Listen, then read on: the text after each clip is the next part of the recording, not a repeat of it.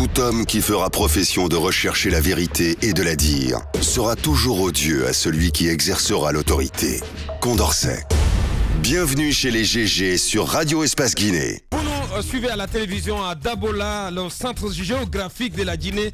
Merci de nous choisir. Vous êtes aussi du côté de Dakar, mais aussi du côté de la lagune Ébrié. Nous pensons aussi à nos amis du côté de Dar es Salaam en Tanzanie, où le style national dispute la CAN de sa catégorie. Dans un instant, on s'intéresse au forum de l'étudiant guinéen avec ce communiqué du FNDC, le Front national de lutte contre le Front national pour la défense de la Constitution, donc qui y voit des manœuvres de campagne en faveur d'un changement constitutionnel en Guinée. Moussa Moïse revient là-dessus dans un instant. Je vous rappelle donc le menu principal, la société guinéenne qui n'en bouge pas forcément la même trompette face aux velléités de changement constitutionnel dans le pays, alors que l'APECUD, l'une des deux principales plateformes, a pris le leadership d'un front déterminé à préserver bec et ongle la Constitution de mai 2010.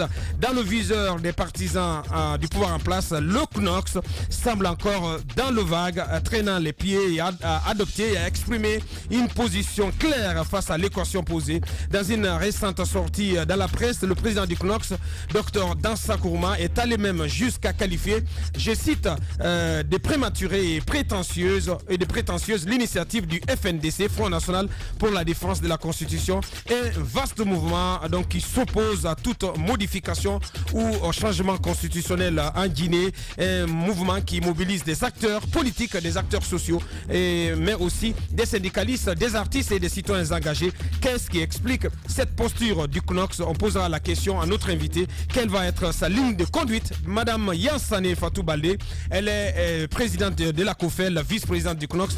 Elle va donc commenter l'actualité avec nous ce matin.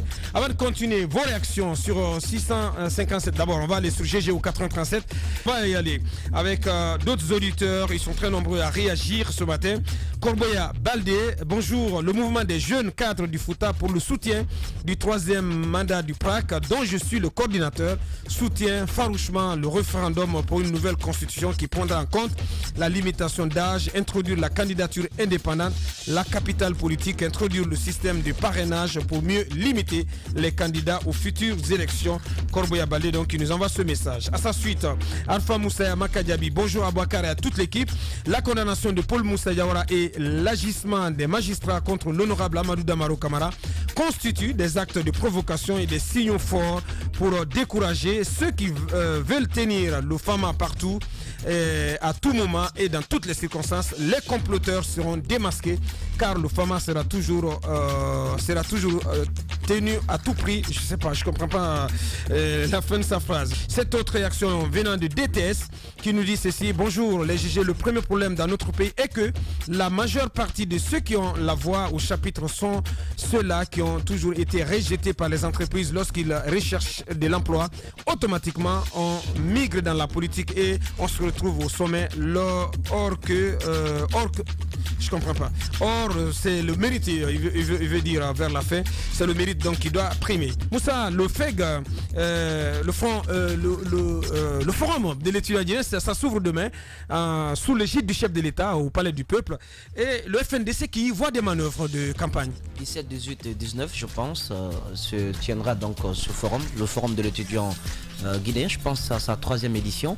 Le chef de l'État a quand même une mauvaise expérience de ce forum. Vous vous rappelez du slogan Cabri? Vous êtes des cabris, et du fait qu'il nous ait montré qu'il peut bien sauter, lui également. Les étudiants ce jour-là avaient vraiment réclamé la tenue d'une promesse qui leur a été faite. Les tablettes. Les tablettes. Donc il se trouve que le front de défense de la Constitution, qui est quand même en état de veille, qui essaye de dénicher partout, il y a des rencontres, des organisations en vue pour la promotion du référendum ou de la modification de la Constitution, et bien ce front se serait rendu compte que le forum pourrait être un tremplin pour le chef de l'État pour officiellement parler de ce 3e mandat ou de cette histoire de modification de la Constitution. Mais il ne faut pas voir le diable partout. Alors, quand même. Non, mais je parle d'abord du contenu du truc, même si ça a été mis au conditionnel, parce qu'il y a eu deux approches dans le communiqué. C'est d'abord le fait que le conseil se tiendra un conseil de soutien reporté finalement. D'accord, donc le front en parle pour pouvoir un peu attirer l'attention de l'opinion publique nationale, mais également pointe du doigt ce forum qui, selon lui, peut être un tremplin pour le chef de l'État pour lancer un espace de campagne. Les grandes gueules. J'ai parlé avec quand même l'un des organisateurs de ce forum qui a dit que ce forum est uniquement réservé aux étudiants, aux encadreurs, qui en a sa troisième édition et que nullement il sera question de cette histoire de modification de la Constitution, que ça va être plutôt un débat entre les étudiants et le chef de l'État sur les orientations et les problèmes liés donc à l'enseignement supérieur. Donc il se trouve qu'ils sont un peu touchés par le fait que cette organisation soit pointue du doigt par le Front National de Défense de la Constitution, et il voudrait que ce soit perçu comme ça. Moi, mon point de vue, c'est quoi? C'est que je ne demande pas à ceux qui animent le front de baisser la garde. Non, il faut être éveillé, à mon avis. Partout où il y a des gens qui jouent à ce jeu, parce que c'est quand même, il s'agit du pays tout entier. Donc on n'a pas le droit quand même à perdre il s'agit là de l'éducation. Oui, les organisateurs du FEG, ils ne peuvent pas se permettre. Je suis d'accord. C'est pas possible. Attention, ils ont peut-être leur source d'information. Ils ont peut-être leur source. Je ne suis pas en train de dire que les organisateurs vont faire de ce forum un tremplin pour cette histoire de modification, mais je suis en train de dire que non, également le front ne doit pas baisser la garde. Je suis d'accord, Moussa. Je suis d'accord qu'il faut être vigilant. Je suis entièrement d'accord, mais il ne faut pas non plus voir le diable partout quand même. Le diable n'est pas... Non, mais ce forum, Moussa, on a vu ce forum s'organiser depuis 2 éditions, mais dans le plus grand professionnalisme, Moussa. La meilleure réponse qu'on pourrait apporter, le meilleur démenti et apporter à ceux qui ont fait ce communiqué au nom du front, c'est d'organiser cette 3e édition sans faire référence à cette histoire de 3e mandat. Je pense. Tous les autres, on ne peut absolument rien dire pour l'heure parce que ça n'a pas débuté. En Guinée, je n'exclus absolument rien. Les organisateurs peuvent être de bonne foi. J'en connais quelques-uns qui sont connus pour leur probité morale. Mais derrière, c'est un ministre qui chapeaute tout ça. C'est le ministère de l'enseignement supérieur qui est à la tête. Et qui connaît, Yero connaît l'engagement du ministre. C'est un militant. Un militant du RPG Arc-en-Ciel et qui ne cache pas du tout ses intentions par rapport à la modification constitutionnelle. Donc c'est bon de prudent. Il ne te l'a jamais dit, Moussa. Mais qu'est-ce que tu veux qu'il dise? C'est un militant. Abaka, il faut pas baisser. Militant et du RPG originaire. Il ne faut pas baisser la garde. Je connais les organisateurs, je sais que certains d'entre eux ne peuvent pas se permettre, mais cela ne donne pas du tout, n'empêche pas du tout. Merci, allez-y ma frère. En tout cas, moi je pense qu'ils vont faire la part des choses, parce qu'effectivement il faut éviter de mélanger tout avec politique. Là on est en train de parler de l'éducation et ils sont effectivement à leur 3e édition, connaissant ce qu'ils ont eu à faire pour les 3 premières éditions. Donc on estime qu'ils ne peuvent pas se permettre d'aller là. Mais au même moment, du côté du front, il faut faire attention. Et là, je te rejoins carrément, Bakar. Il ne faudra pas avoir la phobie et penser que le chef de l'État pourrait être un peu partout.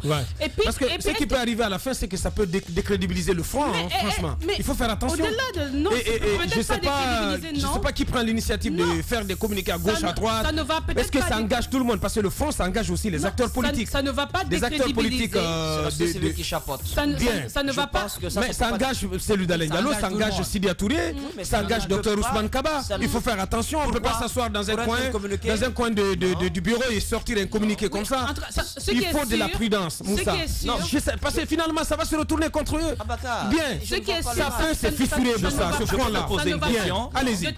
Moi, je mets en garde. Allez-y, Mafoudi. Je peux te poser une question. Non, attendez, Mafoudi va terminer. Allez-y, parce que ma question, je te la poserai. Pas du tout. Il n'y a pas de problème. Ce qui est sûr, de tels actes ne peuvent pas décrédibiliser le mouvement. Mais soit ça peut faire, ça peut maintenant amener les gens à se poser des questions.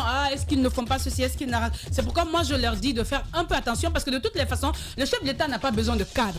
À tout moment, il peut dire s'il en a envie. Et c'est là-bas le danger. Il n'y a pas le cadre, il n'y a pas un cadre propice pour dire il ne faut pas mobiliser du monde pour même à la prière de vendredi, si Alpha Condé a l'occasion de parler, il dira ce qu'il a à dire. Donc il va falloir... Il faut savoir raison garder. Attendez, sachons raison garder. La suite de notre émission, un peu plus tard, derrière l'écran publicitaire, une pause pour nos conseils achats. Et derrière, on revient pour continuer cette émission avec notre invité, Madame Yansane Fatou Balé, qui est déjà dans nos murs.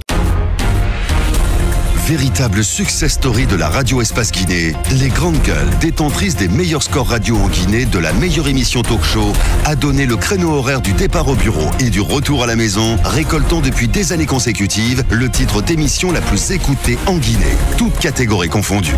Un grand total de plus de 5 millions d'auditeurs ont été fidèles au talk show Les GG, diffusé jour après jour sur toutes les stations du réseau Adafo Média de 9h à 10h30, un exploit qui restera longtemps dans les annales de la bande FM en Guinée.